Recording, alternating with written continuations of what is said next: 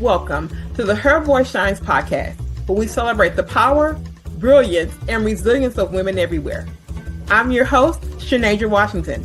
Join us as we share inspiring stories and insights from extraordinary women who have found their voice and are making a difference.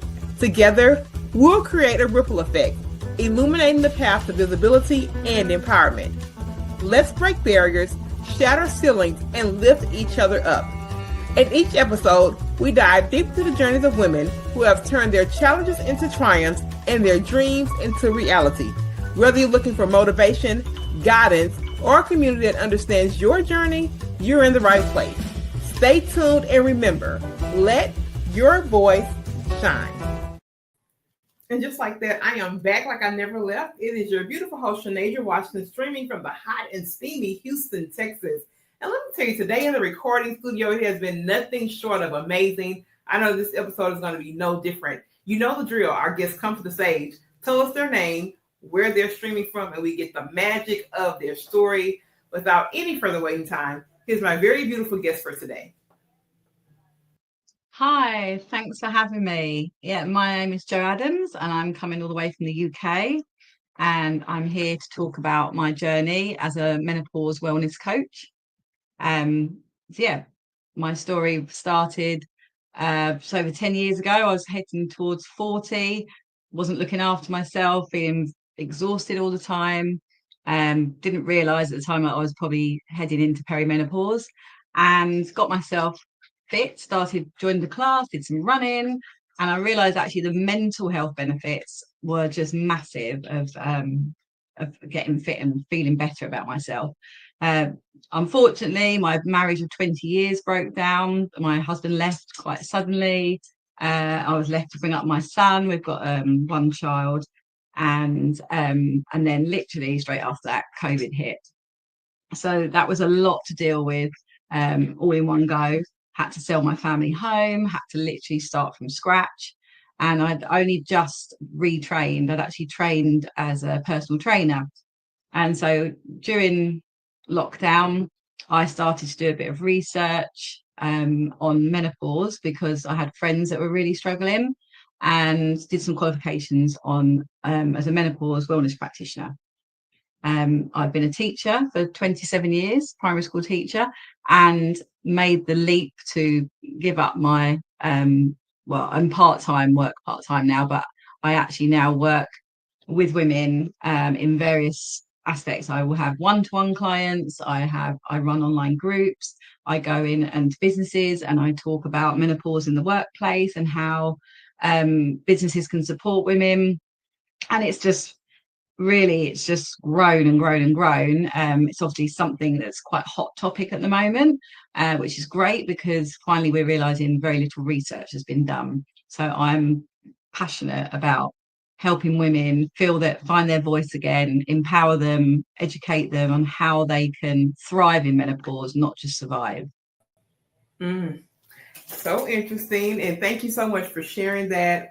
There were definitely some parts in the journey I know that had to be hard. One of the things that you mentioned before we kind of move into the menopause, you said that your husband of 20 years left suddenly, and that had to be tough, right? Tell me about what was the hardest part of starting over post leaving such a long and lengthy relationship? What was the hardest part of starting over? I think it's just, you have your life planned how you think it's going to be. Like, you get married and you have children, and you think you've got it all planned out, and your life just ticks along, and you've got other couples that you go on holiday with and do things. And then when it suddenly just ripped apart, he was a very difficult person to live with. And actually now I know I'm so much better off. I've literally found my voice again. Definitely, I'd say my voice is shining. And when people said to me that I literally was like dead behind the eyes, I've become he was quite narcissistic, and I wasn't allowed to do anything. I was questioned if I went out or do stuff. So although the initial point, and I know now from lots of therapy, like they do a lot of love bombing and things, and I felt like I didn't know how to cope on my own. Actually, when I had to, it's when I've been able to step into my power.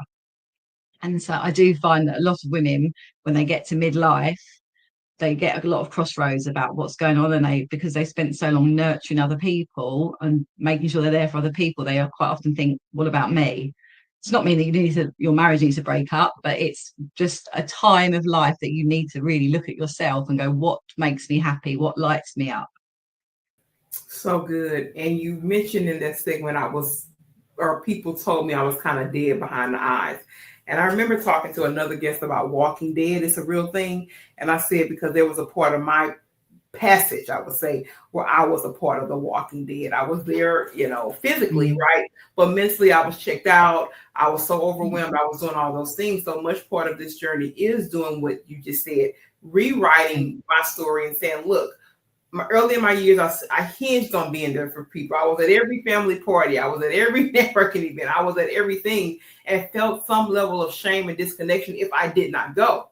And this part of the journey is very much about saying what truly matters, what makes me ignite, and not fall back into that dead zone, that living in that way. So I wanted to ask you that many women that watch this podcast are in places where they are literally stuck and a part of the Walking Dead. That's why I wanted you to walk through that, and they could hear how you overcame the situation.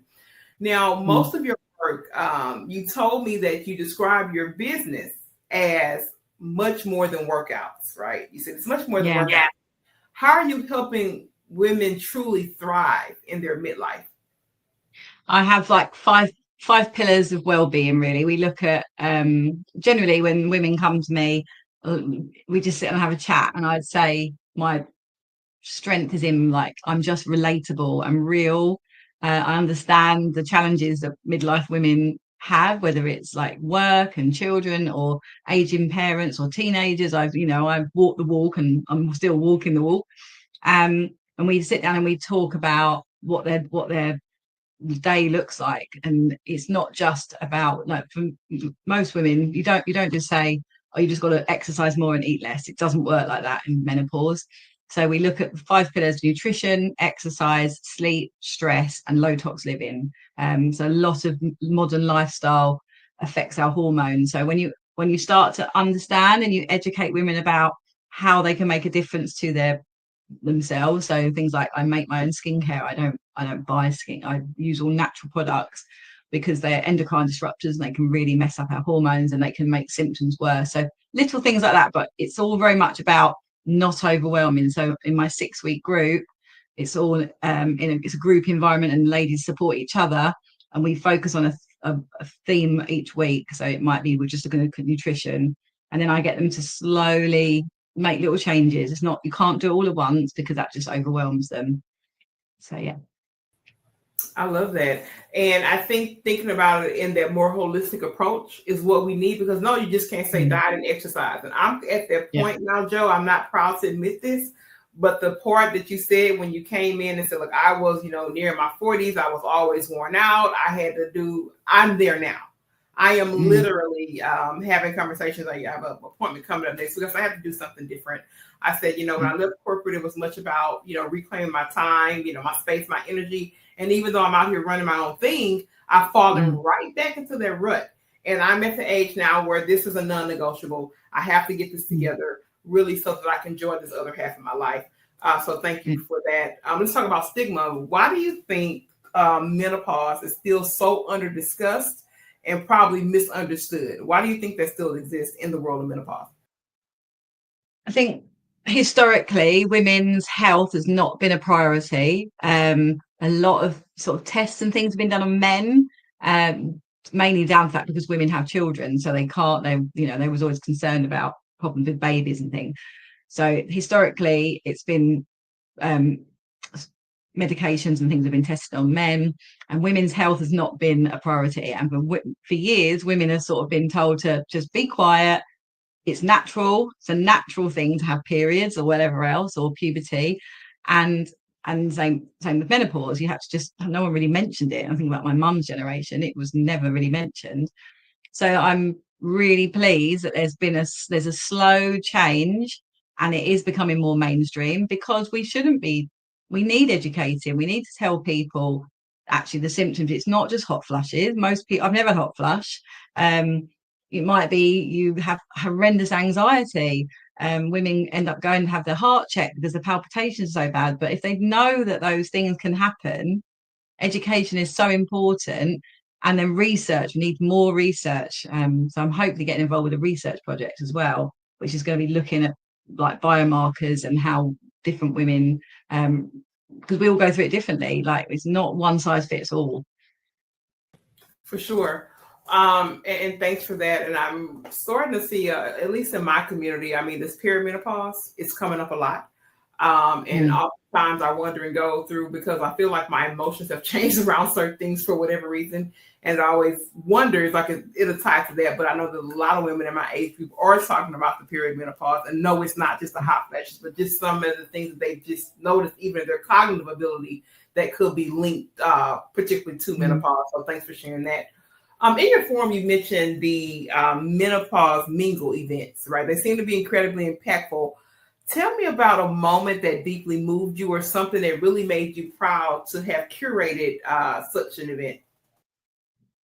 Well, there's a lady that I met her at one of our menopause mingles, of our free events that we do. I work with a women's healthcare nurse, and she's also joined one of my groups. And I work at a holistic centre, and I ran an event a couple of weeks ago. So it was about I work with various other experts. So I'm not a nutritionist, but I work with a nutritionist. I work with pelvic floor health expert and things.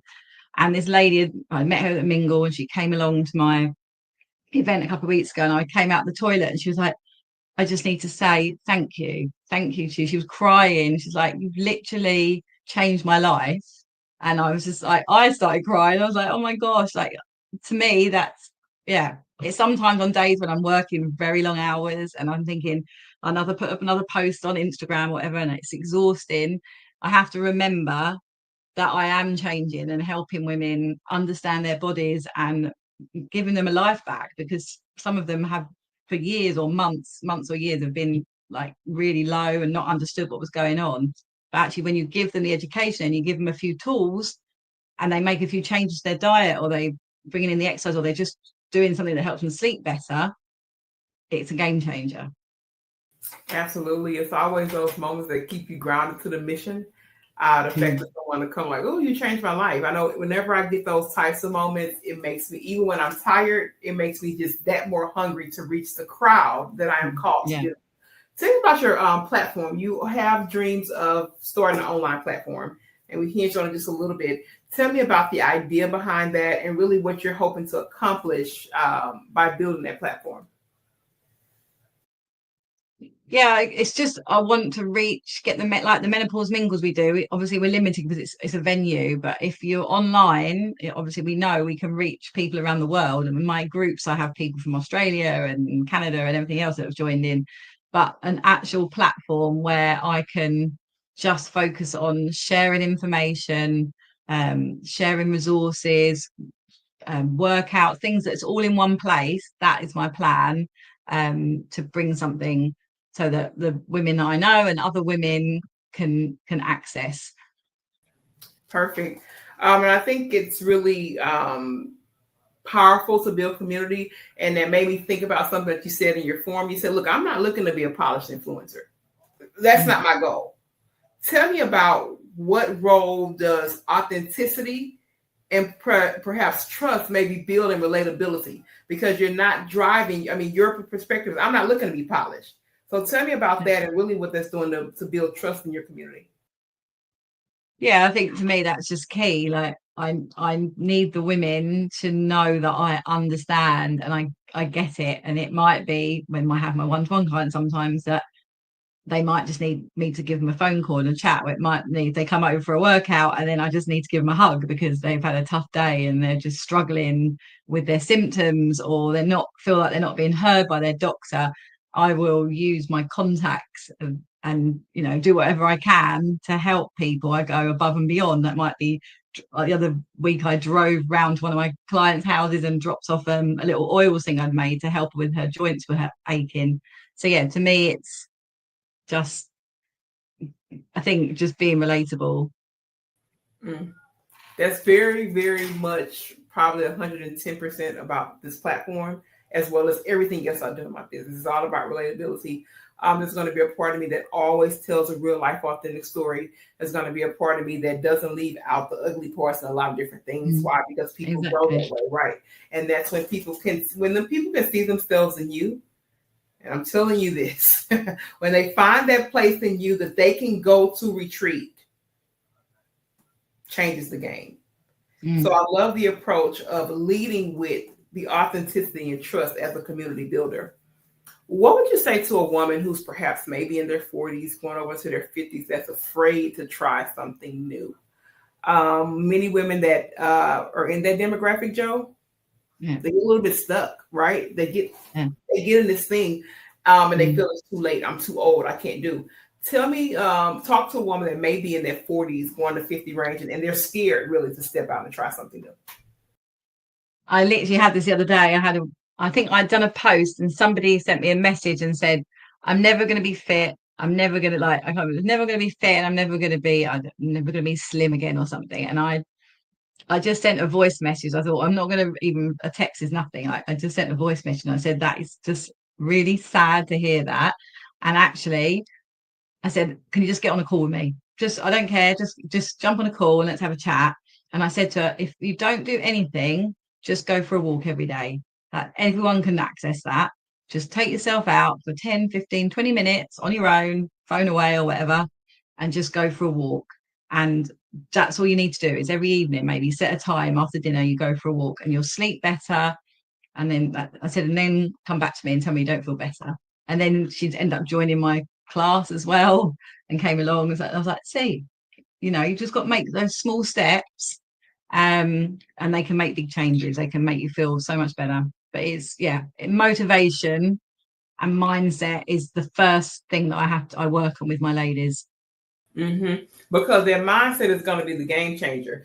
And people don't know it is a continuous effort to fill your mind. You may feel, people are definitely fickle. One day you feel like a nut, one day you don't. So it is very important to continuously fill your mind to move forward. Also, too, hinging on your own experience. I mean, you started a business really with, you said, no experience. Tell me what the steepest learning curve has been with going out on your own and really making this thing come to fruition. What has been that steepest learning curve?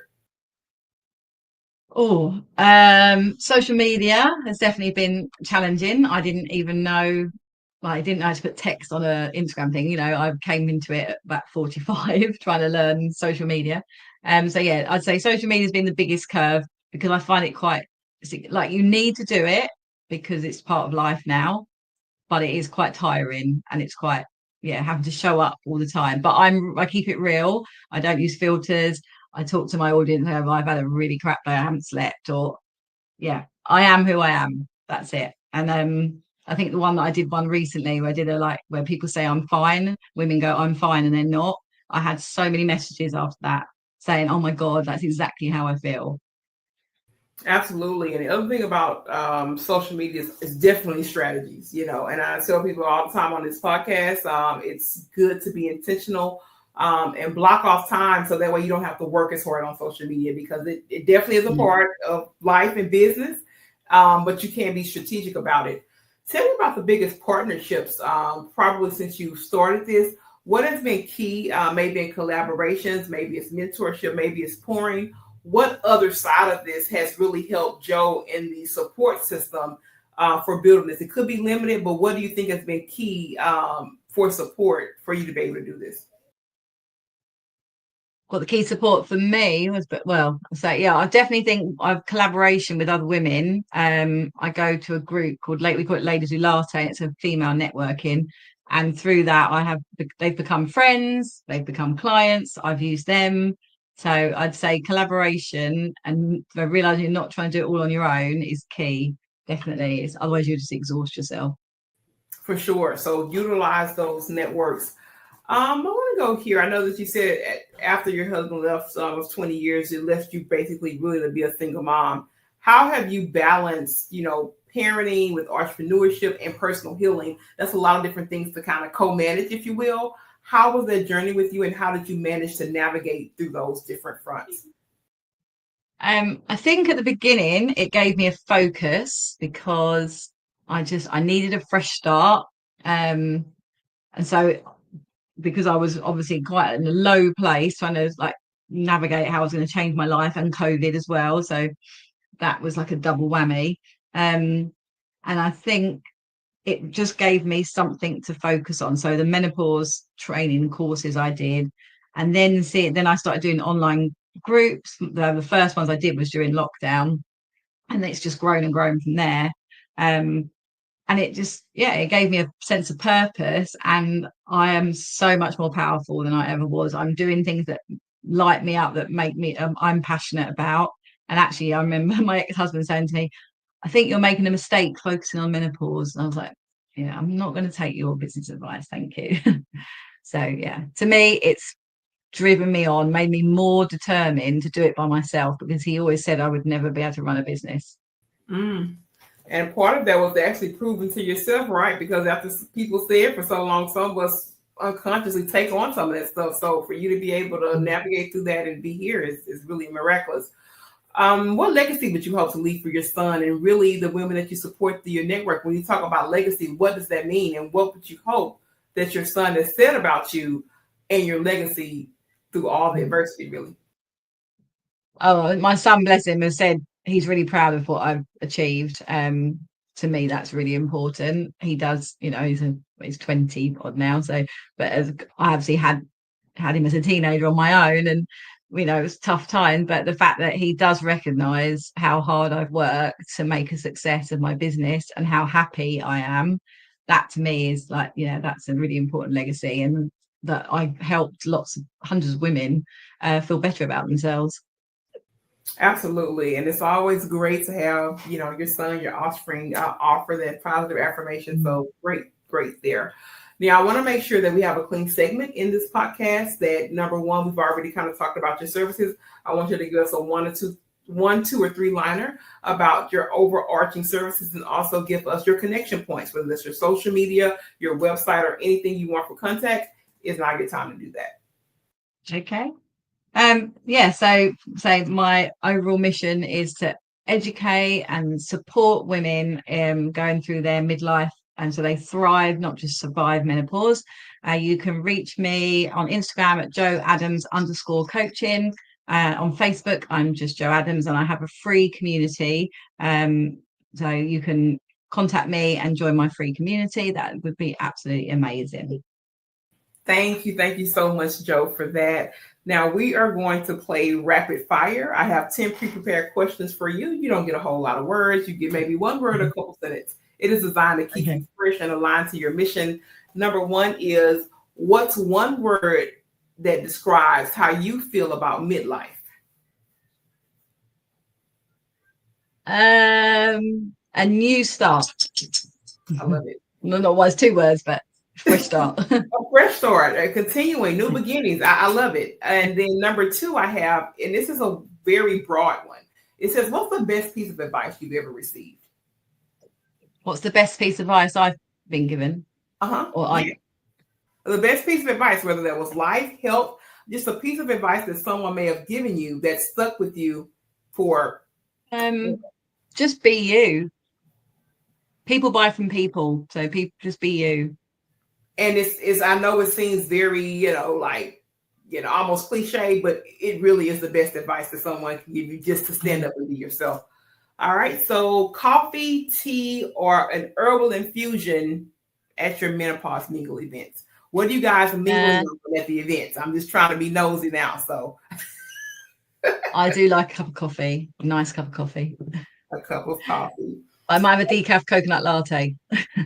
Okay, I was just wondering what y'all had running through those mingling events. All right, tell me a book that you think every woman should read, or maybe not just a woman, but a book that you think everyone should read. If you have a favorite one that says Atomic Habits, 100%. Oh, I have that on my Audible to reread.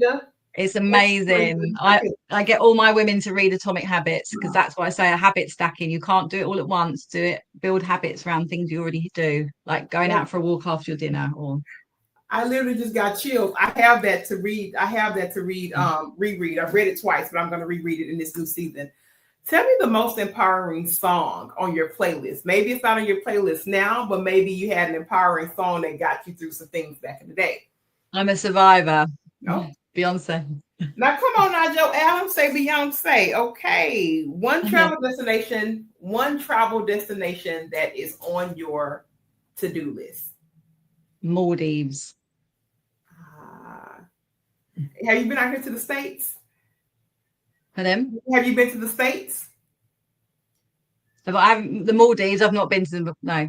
Have you been to the US? States? Yeah, to the States. Have you been to the US? I haven't been. I've been to New York. Okay.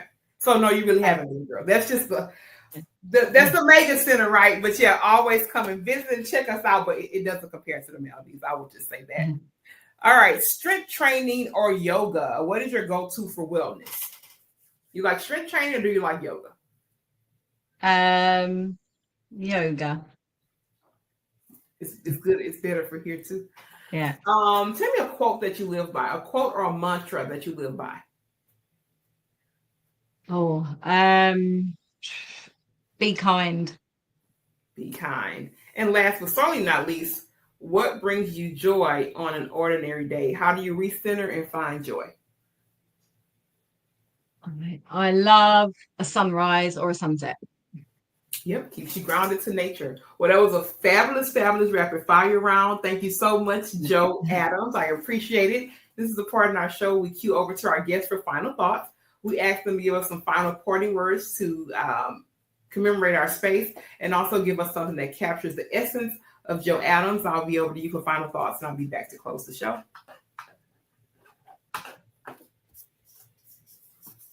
Okay, there. Okay, so yeah, my final thought would be just it's never too late to make yourself feel better, your mental health and your physical health. So small steps, take a little bit at a time, and you've got one life, make it a good one. I actually really love that. You only have one life, make it a good one. I'm going to say it one more time. You only have one life, make it a good one. Won't always be perfect. It always won't be a straight line. But if you're committed to making it great, great things can happen. I tell everyone out there in the Her Voice Shines podcast, I thank you and I honor Joe Adams for being here, for being in our space and sharing her story. I tell you, miraculous things happen when you let your voice shine. And we'll be back really in no time with another amazing episode on the Her Voice Shines podcast. But until then, we're out. We love you.